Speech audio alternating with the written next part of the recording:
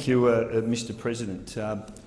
Malcolm Fraser was the reason I joined the Labor Party, and he was also the reason I joined the Greens.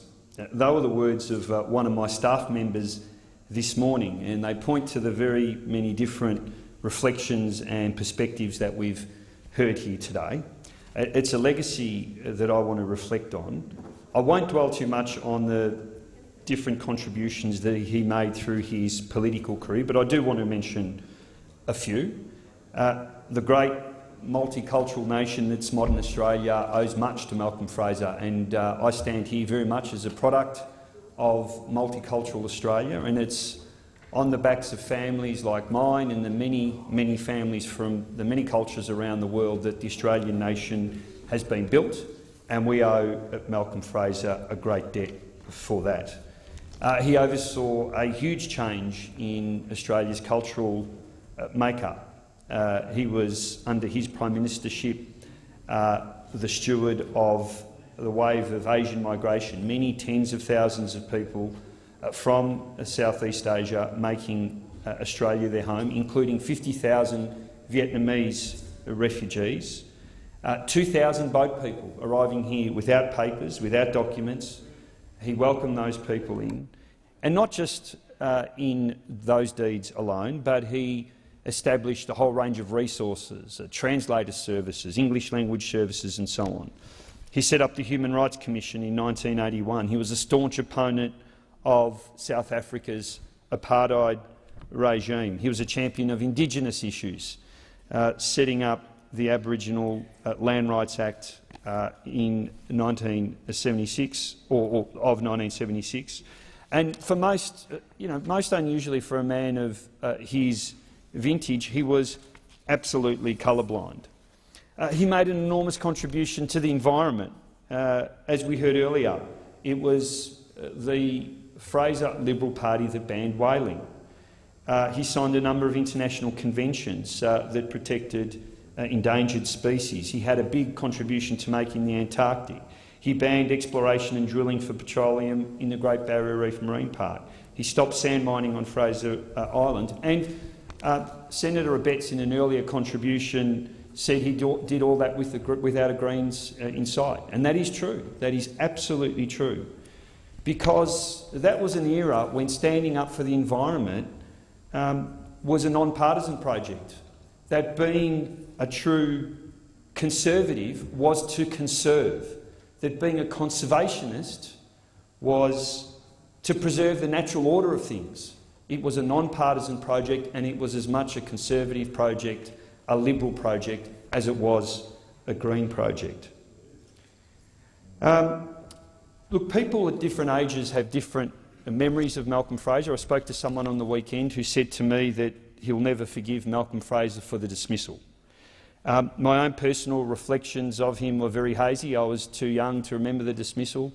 I don't remember being particularly fond of him as Prime Minister, but I was only a young fellow. My wife, Lucy, who worked with members of his family through humanitarian work, his work at CARE is fondly remembered, and his family and indeed his own work in that space have been enormously welcomed. And of course, later in life, people like my fellow Senator Sarah Hanson-Young and the relationship they had. And the big question for me is, did he change, or did the world around him change? And I think the answer is both. I think the answer is both. He clearly changed his mind on some issues. From being a Cold War warrior to being an advocate and supporter of the Vietnam War who oversaw conscription and the so-called lottery of death, to somebody who became a trenchant critic of US foreign policy and argued, much like I do, for a more non-aligned, independent foreign policy. But that doesn't explain everything. He was also right when he said that his politics hadn't changed, but that his party had. And his actions in government and statements later in life were entirely consistent when it came to the issue of refugees and asylum seekers. He was a champion for Vietnamese refugees, just as he was a champion for the refugees currently being held in offshore detention. And for many, many people, he articulated how they feel about that issue today. He gave them permission. He gave them validation. to feel the way they feel today. And it's very hard to imagine anyone today bringing in tens of thousands of immigrants from overseas, or refugees specifically, in the face of fierce political and community opposition. But he did that.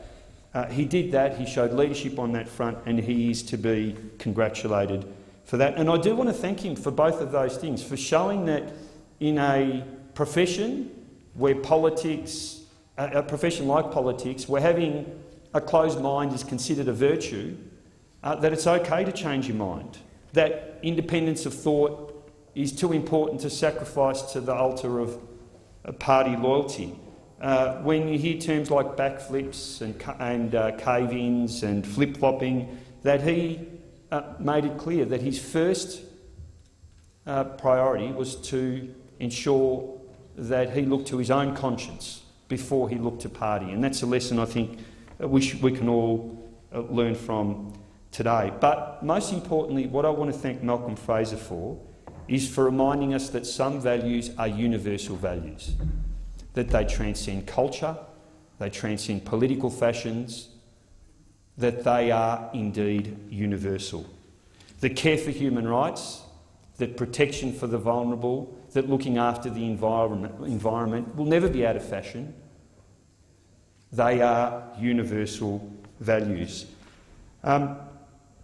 Many of us today are going to talk about Malcolm Fraser's life, myself included. We'll reinforce our own political opinions and judgments. We'll look to those things that he did, and we'll look to those things that we support, and we'll use that as an opportunity to pay tribute to this man.